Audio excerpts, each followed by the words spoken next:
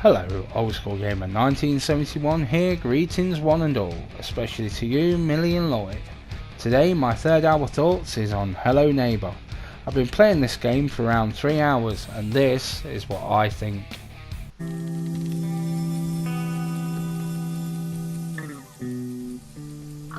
So, Hello Neighbour by Dynamic Pixels is a survival horror game, came out for the PlayStation 4 in 2018. This is probably been my most difficult review so far. I went into this, on paper this should be my kind of game, but very quickly I found out different. It was reviewed over 2 sessions as I gave it a second chance. Let me explain. I lost an item through a door and couldn't get any further, which is poor design. So took a break and reloaded the game. So is this Hello Neighbour or Sling It Weirdo? With no real intro here, just a kid chasing the ball, he sees his neighbour and then straight into the action.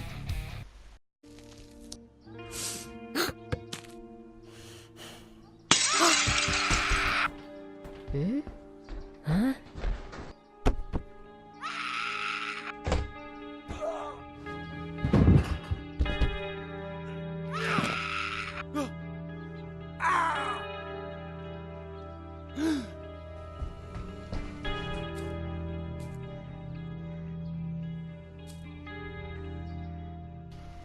The gameplay here is a problem. It is frustrating. My niece Millie, or Feral, played this. Now she was experienced on a phone, but the control system is just too finicky. It's more complicated than necessary. With a bit more experience it does become better. However, with the sprite detection being off, objects going through walls, not smashing windows, having to be so precise to use or pick up an item, it makes it a pain to play. It really does feel like it wasn't properly quality tested at all.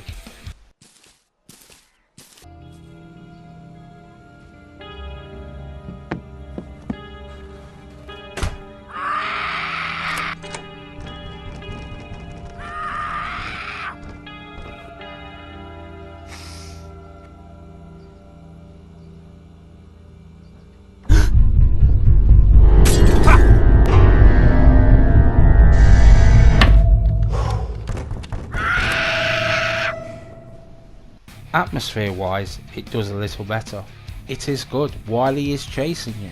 Music helps set the mood, but there is a problem. If he catches you there is no forfeit. It affects nothing. If this was aimed at young kids then it would be forgivable. However it's not. It's too frustrating for many kids. In some ways it really detracts from the overall atmosphere with no real penalty for being caught. During my second run at the game, I made it to the cellar. This is a creepy looking place, but again, being caught means nothing.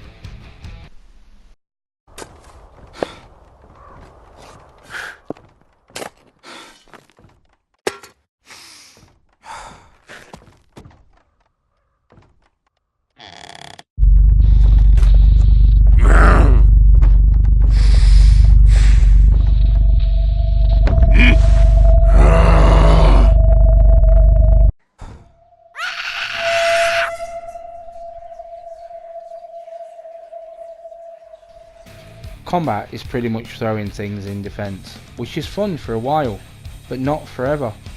Run, defend yourself, hide and repeat. Sprite detection is not great, so it can be hit or miss.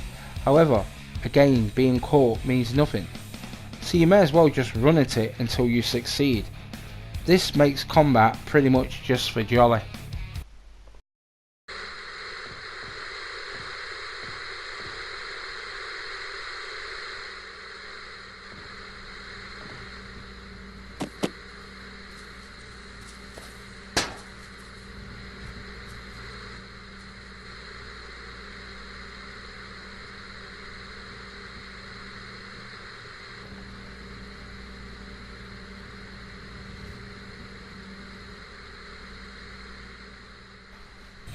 Graphics is pretty simplistic in style, very cartoony and colourful. Whilst not totally unappealing, it's not the best looking indie title on the market neither.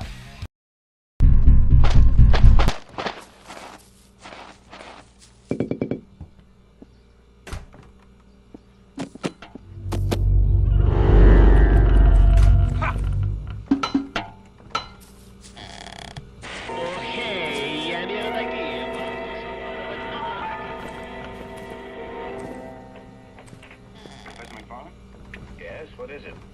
My name is Ellison. This is Harry Jarvis. We're from the Morning Chronicle.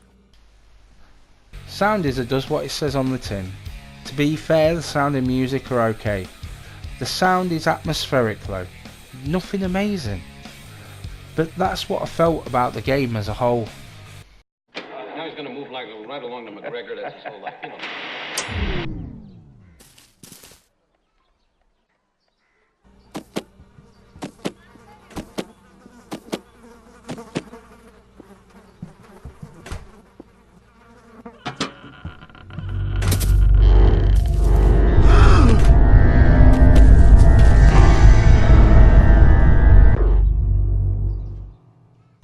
So am I interested after 3 hours?